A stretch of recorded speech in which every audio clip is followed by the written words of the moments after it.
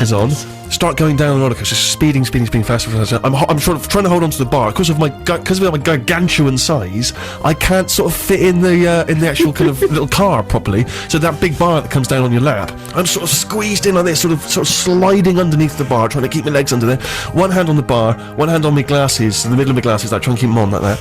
And it starts picking up some proper speed, and the glasses are they're going to fly off any second. They are slowly lifting off my face. I'm thinking this is going to be a nightmare. Glasses are going to go flying off into the Vegas night. I'm going to be blind for the rest of the trip. You know, and if there's anything you need in Vegas, it's your sight. For roulette and the strippers, that's all you need.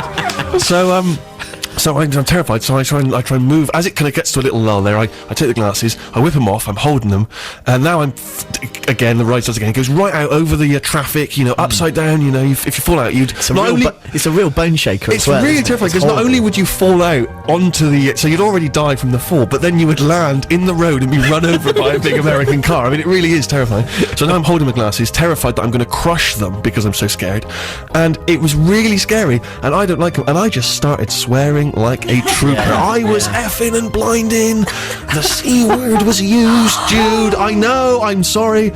And you know what? Sat behind me, a family including 2 young children. I thought, there you are. There, I really shook them up. I tell you, that family had some explaining to do afterwards. Mummy, what did the blind man mean? And so I would not go anywhere near those. And so if you see a sign on a roller coaster that says, do not wear your glasses, do not wear your glasses. Plus, when you take your glasses off, even more terrifying, because now it's just a blur, just a kind of blur of noise and you know, and screaming. It was horrific. I love the idea of you then going back to a casino without the glasses the next day, playing poker or something, looking at the cards, just a blur of red and black. Exactly, yeah. Hit me. Hit me. No idea what I've got. So anyway, what's the tune you going to play?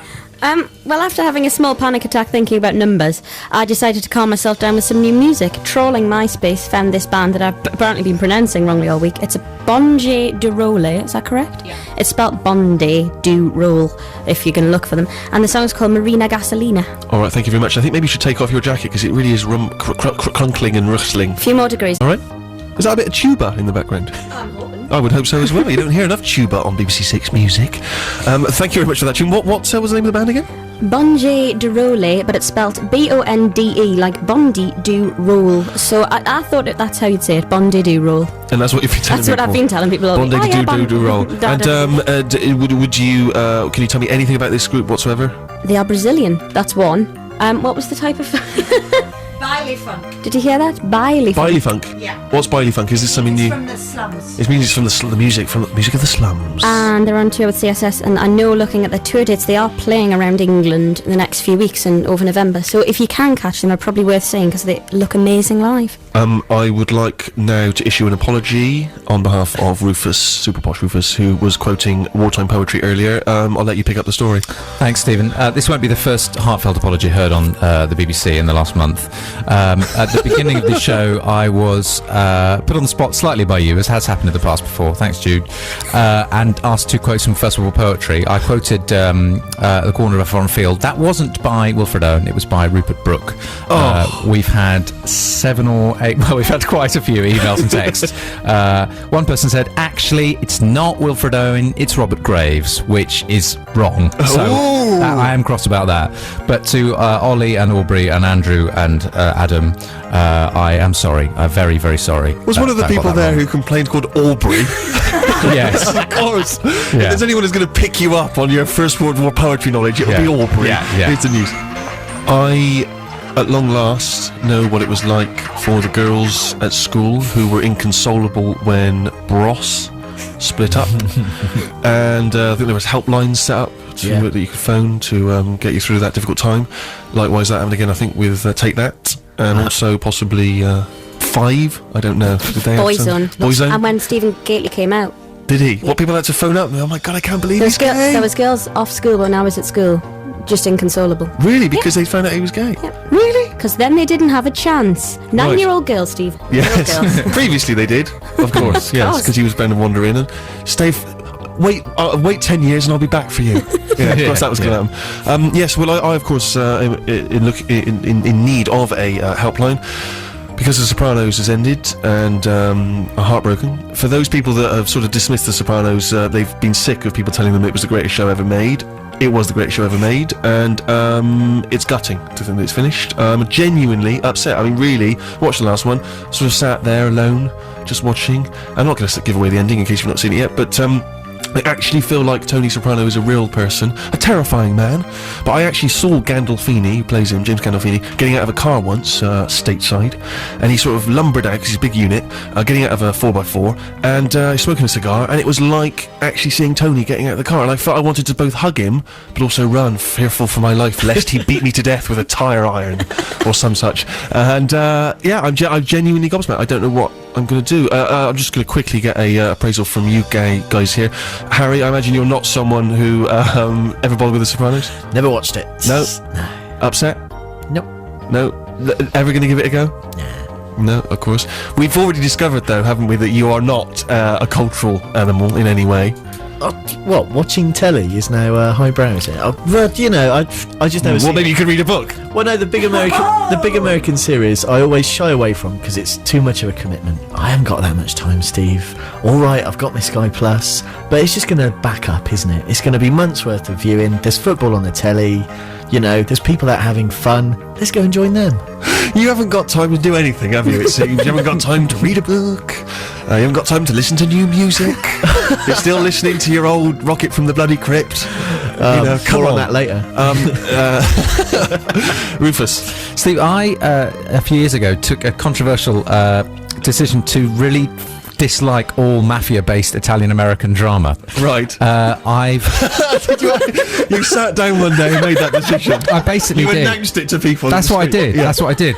I realised that I'd never seen Godfather, the second half of the first Godfather movie, or any of 2 or 3. I haven't seen City Hall. I haven't seen Casino. I haven't seen any of these movies because when I see them, I really, really, really hate all the people in them, and I get really frightened, and I don't like them. I get really frightened because I don't like the whole pattern of people in bars making a joke which the other person doesn't find funny, everybody pretending to laugh, and then everybody stopping laughing, and then the guy who made the joke getting stabbed. Yes. That seemed to be the pattern of it, and I thought, why can't you all just be a bit nicer to each other?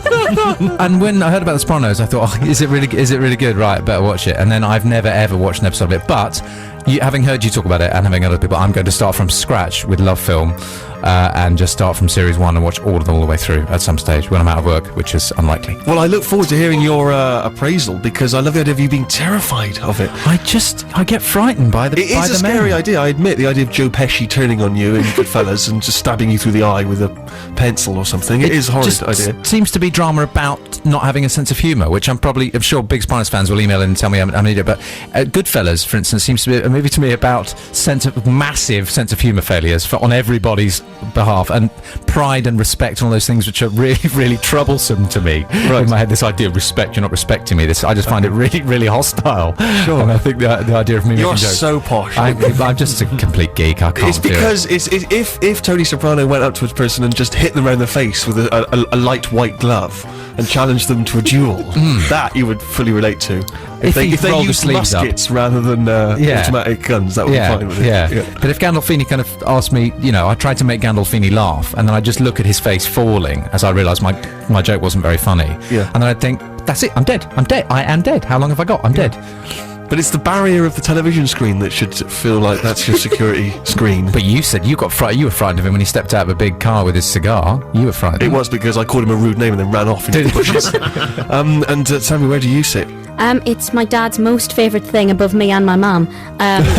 He genuinely loves The Sopranos. So what I'm going to do is close your ears, Dad. Just go away for a second. I'm going to buy him all the box sets because he's terrible to buy for. So I'm going to buy them one by one, and then watch them secretly. Because I agree with them. The bits I've seen, I thought, God, it's brilliant. But it started when I was very young. Probably give it a try because I trust my father's Well, I opinion. resisted it, as many people did, because it was constantly being labelled as the best show ever. But once you finally give into it, it is both gloriously funny and deeply dark and twisted. But it says so much about human existence, Rufus, that you, my friend, could learn from it. Thank you. You might even smarten up your act when it comes to quoting up First World War poetry. I know. Before we get to live session music from Johnny Flynn, we will listen to new music that has come into the Pigeonhole, and 3 tracks which found their way to me this week. We'll start off with The Click Click and their debut single, My Dunks. My dunks. At last, a song that says something to me about my life. White Ducks. White Ducks by the Click Click, their debut single, which is released on the 3rd of December. They are a London-based duo called Stefan Abingdon and Maya Yani, and there we are, an infectious combination of sussed song. I'm not going to read the back of this CD, but there we are, and it was particularly charming to watch Rufus dancing to that tune in the studio, because, of course, if you've just joined us, Rufus is wearing today a 1940s style double-breasted suit. Looks very good, but because he was dancing to that, he looked a little bit like Nicholas Lyndhurst in that time travel sitcom where he used to Good Night Sweetheart, where he'd come from the 1940s and sort of come back to the modern age, and it was a joy to behold. But I'm not entirely sure I know what white Nike Dunks are. I'm a bit out of the trainer loop. Sammy, you're down with the kids. What are they? Well, I prefer an Adidas Shelter or an Air Force One, I'll be honest with you, Steve. Right, there are many trainers available. But I'm not entirely sure of the style of the dunk. I do know that having white shoes is so important on the street. Is it? But also being on the street, hard to keep them white. I would imagine I mean, so. that song is about a true dilemma. It is a real problem, isn't it? Yeah, So, I understand his pain. Did you... you relate to the pain, but do you relate to the music? Did you enjoy it? I thought it was... I did enjoy it, which I'm going to... I don't know, there's something about me saying don't like it, but I did like it as a novelty record. And she had a lovely voice. She did have a nice voice, didn't she? Yeah, I don't know, it was maybe borderline too Lily Allen, but that's maybe not bad. It doesn't sound like she's trying to be like Lily Allen, which is a good That is what the thing. kids are crying out for nowadays. More Alan, they're screaming. But I thought his rapping, I don't know, I might go that far. It wasn't too harsh, it wasn't unpleasant to listen to. I quite liked the song. Alright, thumbs up from Sammy. Rufus, you were dancing along, but did you enjoy the tune? If there's one thing I loathe more, Stephen, than hostile Italian Americans looking at me on the television, Looking It's- through the screen at you. at me, boring into my young blue eyes. Yes. It's the current value culture around trainers. Right. I find appalls you. nothing in it for me. It's not written for me. Dear I don't Daily think. Mail. Yeah. I don't think Shostakovich is written for people who like dunks. But I was looking at a coffee table book at a friend of mine's house the other day, and it was all about trainers. It was a massive, massive book all about trainers and how much trainers are cost and who designed them, and the harsh rivalry between trainers.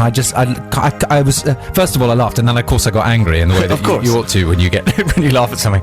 As a novelty record, I thought it was really good, and I think kids should enjoy listening to music like that. But it's not music that's been written for me. No, if it had been My Brogues, Yes, that'd have been fine. And if there'd been a funny posh voice saying "Don't you step on my brogues," Yeah, etc., exactly, yeah. then we might be talking turkey. But until then, yeah. as it is, nothing. Harry, what about you? I know you're down with the kids and their trainers. Absolutely. Well, every generation has a definitive song about footwear. I'm thinking blue suede shoes. I'm thinking My Adidas by Run DMC. Sure. Sadly, a cruel trick of chronology meant that mine is crocodile shoes. Of course, yeah. But the kids today will be loving that song about dunks, and God bless them. All right, well, back after this with a new tune from Palladium. Released tomorrow, that's Palladium and High Five, BBC Six Music with me, Stephen Merchant. We're listening to new music that has been sourced from the Pigeonhole here at Six Music. And the enemy, Sammy, says, to not love Palladium is to not love pop music at its most stupendous and sublime. Are you agreeing with the New Musical Express? Oh no, because I really do love pop music, but I don't love that. Ooh, we've taken a swipe there at the enemy. Or not at the enemy. That's what it sounds like to me. I'd like to hear more Palladium to have a better judge, because that threw me all over. It was about 17 different artists, none of which worked nicely together. Johnny Bedingfield, Meatloaf. The Feeling, yes. It was like someone put my MP3 player on shuffle and all of the songs became one. Ooh. And that was the song. Surely that would be brilliant then. Well, you'd hope, but I'm slightly disappointed. But you'd assume that if you put all of your favourite, I don't know, drink